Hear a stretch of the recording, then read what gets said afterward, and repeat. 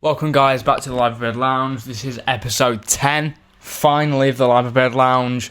It's been a couple of weeks, it's just not been really that much to talk about, but we're heading into a new season. We play Bournemouth on Friday, all is good. Premier League starts very soon. We played the Community Shield on Sunday, and, well, we lost, but, you know, glorified fun if you lose, major trophy if you win it, basically, and we're going to start with that first, I think, and then we're going to head into other subjects.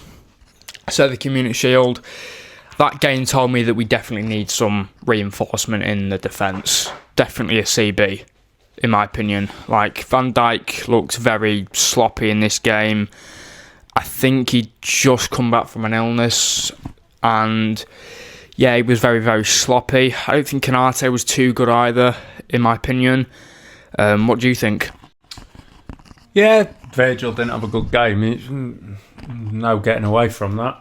Kanate wasn't brilliant. I don't think we've been great at the back all through the pre-season games, to be fair. We definitely need at least one more centre-back bringing in. We're very light in that department. There was some real poor defending. Yeah. But if we're going to do that, then let's do it in games like the Charity Shield. Let's make sure it is in games like that and not in the games that matter. But what we can't keep doing is we can't keep conceding goals and just hoping that our firepower gets us out of it. But, you know, well, let's see on Friday and see where we're at on Friday, eh? Yeah, there was also a lot of positives to take from the game as well. I thought Florian Wirtz looked amazing. Oh, first half an hour, 45 minutes, we looked... Yeah. I was sat there and I think I said to you, Ev, on your live stream, I said, there's no one beating us this season. We are electric. Ekitike. He looked great. Yeah. Wirtz looks a boy. Astonishing. He looks a boy, he does. It's an out of 10. Going forward, we look great. Second half, we were terrible. Absolutely terrible.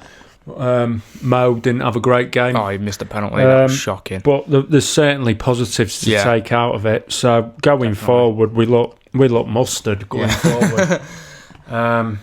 We really do. There's some real quality in that team, especially the forward players. So just a little bit of tweaking at the back. I think what I will say about the defence as well, we've got to remember that we're playing with two completely new full-backs. Kirkes and Frimpong. So that's two out of a back four that are completely different. So it's going to take a little while for them all to gel and to work with the midfielders in front of them and so on and so forth. So no panic. No panic, yeah. And let's see where we go with it on Friday. Yeah, definitely. I think we'll be much better on Friday. Obviously, Gravenberch, he wasn't in the squad at all for Sunday's game, obviously. Just his partner's just given birth to his newborn baby, so congratulations Grav. We missed him. Yeah, definitely. I said that myself. We missed that. We missed that anchor in midfield. That's not Szoboszlai's position at all. He's great going forward, but he's not a holding midfielder, and I think that showed on Sunday.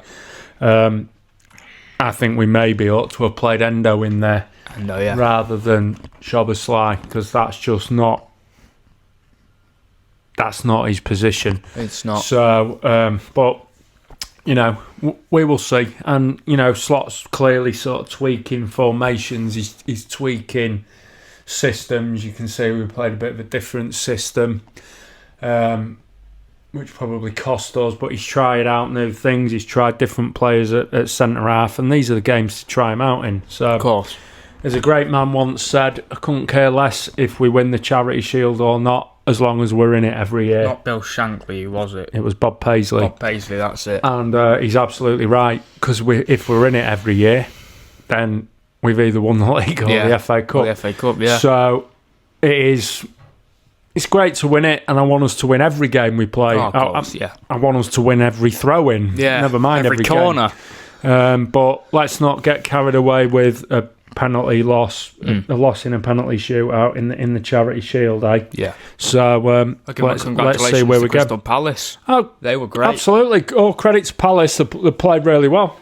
Dean Henderson was played ace. really well in the second half. And congratulations to him. Yeah, no taking away from that. No disrespect to Crystal Palace, but that would mean more to them winning that of course. than it would to us.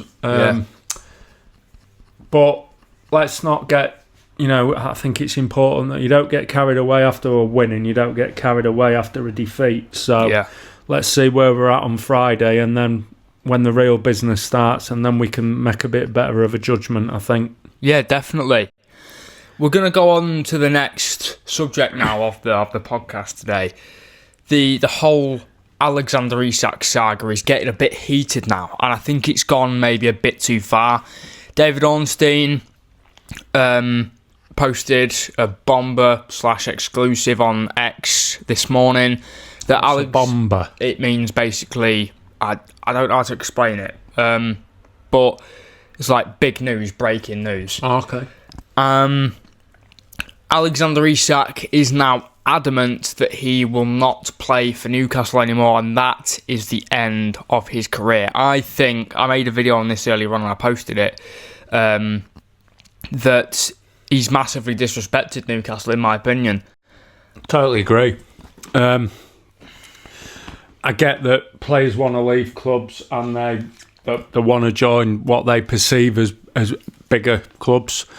Well, there is no that. We are a bigger club than Newcastle, there's no doubt about it. No doubt. But he can't behave like that. He can't. Going on strike. He signed a contract at Newcastle. There was no release clause in his contract, I understand. So Newcastle are absolutely well within their rights to say this is the price. Yeah.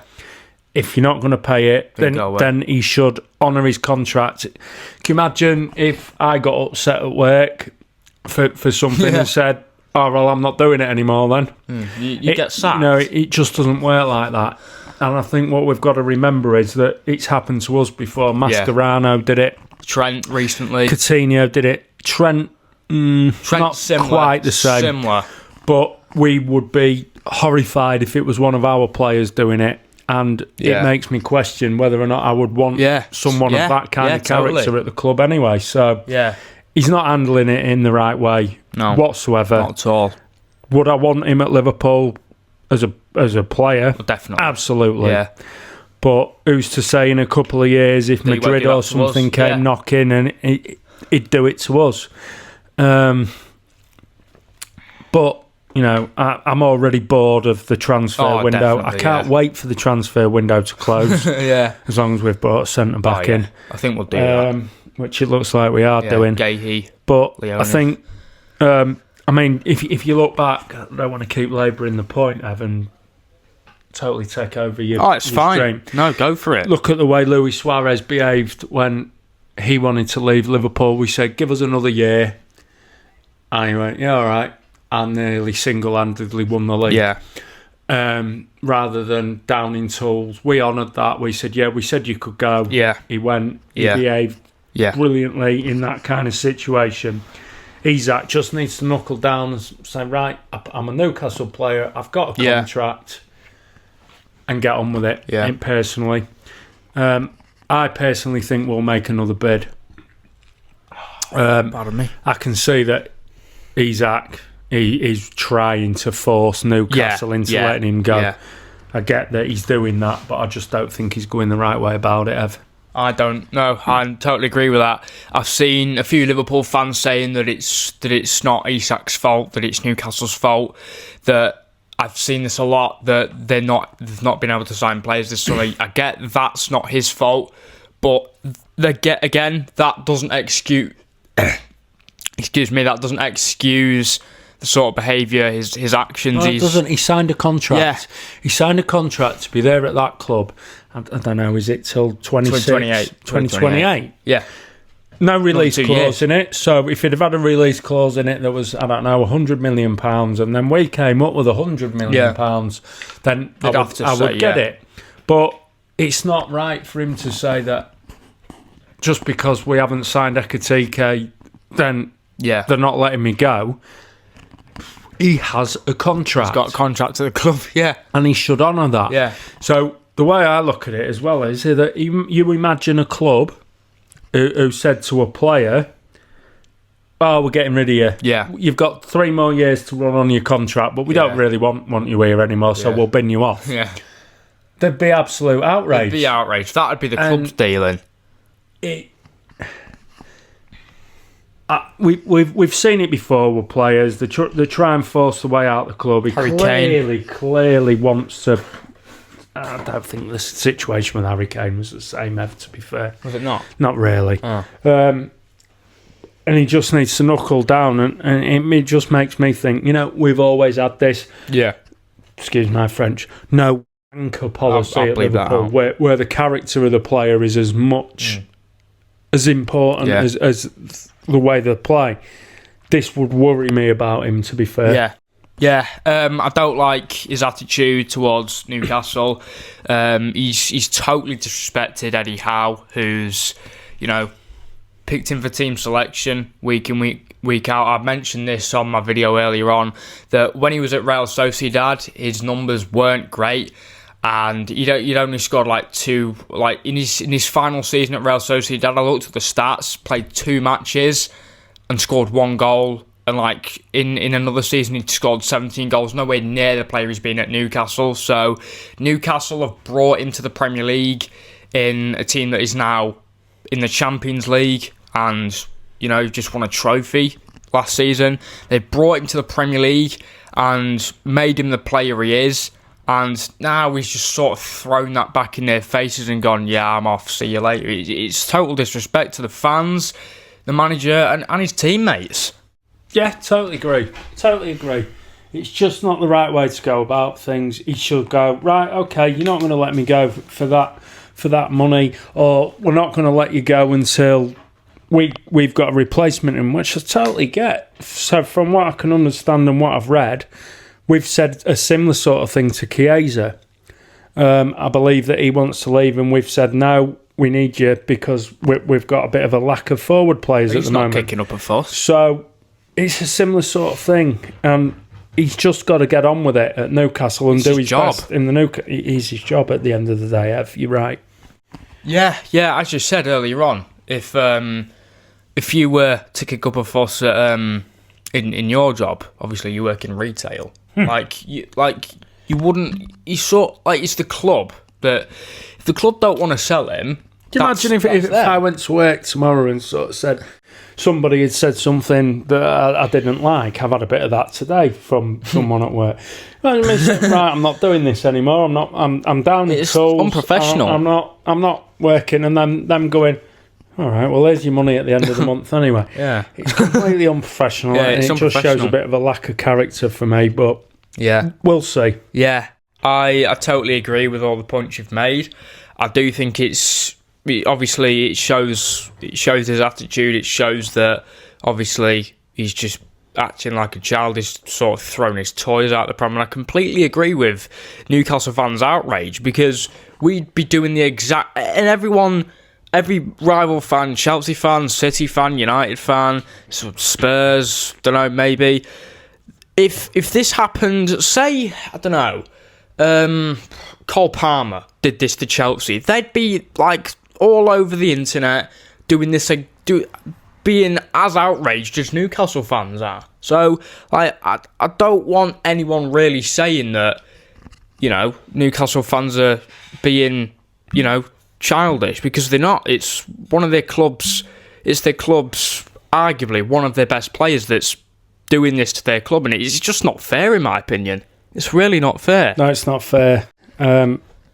It's not the right way to go about things. He just needs to get his head down and do his best at Newcastle until they decide that we've come up with a fee that's acceptable to him. If there was a release clause, it'd be a different thing, but he hasn't got a release clause.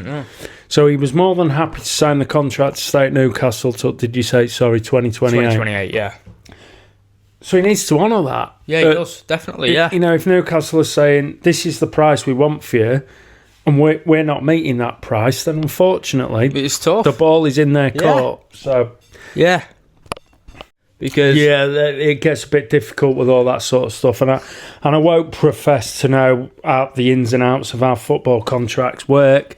It baffles me completely because it seems to be a totally different kind of world to normal sort of employment. But do you keep a player there who's clearly don't want to be there, or do you cut your losses and take a massive fee for him? He's putting them in a position where he's trying to force their hand, and then but we'll see. I'm already bored of it. Yeah, to be I'm honest. bored of it.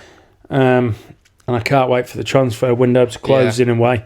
Hopefully, we'll get another couple of centre backs in, and then we can just move on with the players that we have got in. Yeah, of course. Yeah. I'm same. I'm getting bored of it. I'm just seeing Isak every single day, and I'm just like, stop. I'm just trying to move on, and I can't wait for the Premier League season to start. We play Bournemouth on Friday. Can't wait for it. I don't think you're going to be here to watch it, are you? I'm not, mate. I'm afraid. You're not? No. I'll be watching it. I'll also be doing a stream as well. Very excited. It's the start of a new Premier League season. We play Bournemouth, and I'm excited to get our team. It sort of looks like an unrecognisable team now, because obviously we've let Diaz go. We've let, obviously, Captain Chaos, he's gone now. It's weird without him already, and it's been one game. But yeah, it's sort of a new it's like a different team. Ekatike's there. Frimpong, Kirkes, Verse. Like, it's just sort of, it's a different team to what we had 2 or 3 months ago. Yeah, well, of course it is. Yeah, I'm hoping that there's some kind of plan with the amount of players that we've let go or sold. Diaz has gone, Nunes has gone, so that unfortunately the tragic circumstances around Jota, that's 3 forwards that we've lost, and we need to make sure that we're strengthening there and making sure that because you look at the starting 11 on Sunday and you think that's frightening. Yeah, that's a frightening starting 11. Yeah, but then you look at the strength in depth and you're a little bit worried, and you're looking at the bench and is Harvey Elliott going to go, and all this sort of stuff. So hopefully we'll get someone in. Yeah, but the centre back position is the one that I think we need to be looking at the most, to be fair. Yeah, as always, that is episode 10 of the Liverbird Lounge. We will be back we'll be doing this same thing this time next week. Probably either Tuesday or maybe a Thursday we do it next week. But that is episode 10. We're back consistently, no pauses. And if you enjoyed the episode, please, as always, make sure to like, subscribe, turn your post notifications on. And I will see you lovely at the next one. Please take care of... Don't do that. Please take care of your beautiful selves, and peace out.